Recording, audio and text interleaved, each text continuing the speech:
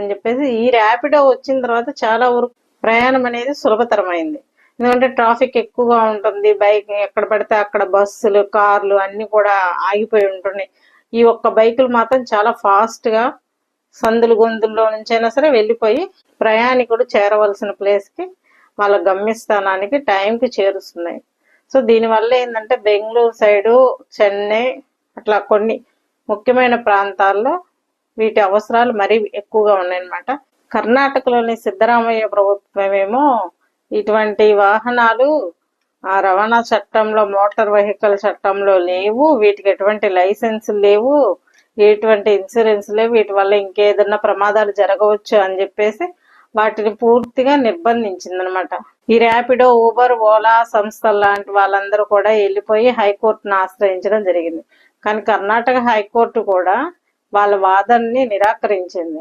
ప్రభుత్వానికే support చేస్తూ traffic rules, చట్ట నిబంధనలకు వ్యతిరేకంగా ఉంది కాబట్టి టాక్సీ 2 వీలర్స్ అనేది ఆపేసేయండి అని 6 వారాలు ప్రస్తుతానికి నోటీసులు అనేది జారీ చేయడం జరిగింది. మన ఆంధ్రప్రదేశ్ లో ఈ ర్యాపిడో ఫౌండర్ వచ్చేసి పవన్ గుంటుపల్లి. తను ఈ ర్యాపిడోని స్టార్ట్ చేసినప్పుడు చంద్రబాబు నాయుడు గారు కూడా తనని ప్రోత్సహించడం అనేది జరిగింది.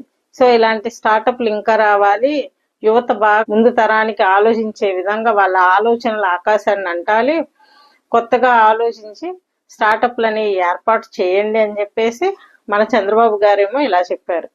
ఇప్పుడేమో సిద్ధరామయ్య గారి ప్రభుత్వం ఏమో, కర్ణాటక ప్రభుత్వం ఏమో అక్కడ ఆపేసేయమంటుంది. ఇప్పుడు కర్ణాటక హైకోర్టు ఇచ్చిన స్టే వల్ల, ఆపేయమని చెప్పటం వల్ల దీని ఎఫెక్ట్ కూడా అన్ని రాష్ట్రాలకు కూడా వ్యాపిస్తుంది. ఈ ర్యాపిడో కానీ, ఊబర్ కానీ, ఓలా కానీ ఇవన్నీ 100 సిటీల్లో డైలీ ఒక రోజుకు వచ్చేసి 22 లక్షల పైనే రైడ్స్ అనేవి నిర్వహించడం జరుగుతుంది. సో దీనివల్ల ఎంత ఆదాయం వస్తుంది? వీళ్ళు గవర్నమెంట్ ట్యాక్స్లు ఏమి కట్టట్లేదు, ప్లస్ వీళ్ళకి లైసెన్సులు ఇవేమి లేవు కాబట్టి ఇప్పుడు ప్రభుత్వం అనేది ఆపేయటం జరిగింది.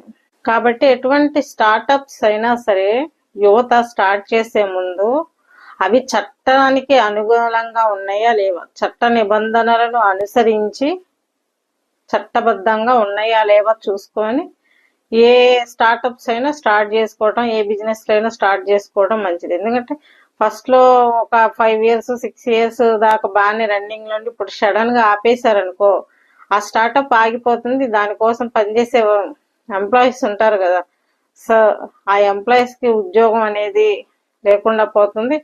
అట్లాగా కొంత అన్ఎంప్లాయ్మెంట్ అనేది మళ్ళీ ఏర్పడడం అనేది జరుగుతుంది అనమాట. నిరుద్యోగిత అనేది మళ్ళీ మొదటికి వస్తుంది.